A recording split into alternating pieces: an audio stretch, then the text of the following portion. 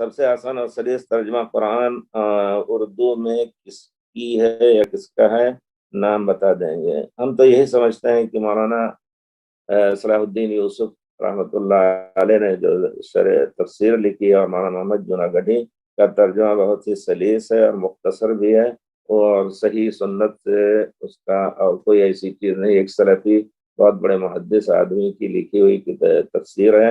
اس وجہ سے ہم بھائیوں کو ہمیشہ اس کی تاکید کرتے ہیں کہ جب بھی تلاوت کریں تو ہاتھ میں وہ قرآن رکھیں، جہاں اشکال ہو، جہاں آیت ہو سکتا ہے بہت سے لوگوں کو الحمدللہ سمجھ میں آتی ہے، ترجمہ بھی پڑھتے رہیں، جہاں شبہ ہو تو حاشیہ وغیرہ کے ذریعے سے اس کو سمجھنے کی کوشش کریں۔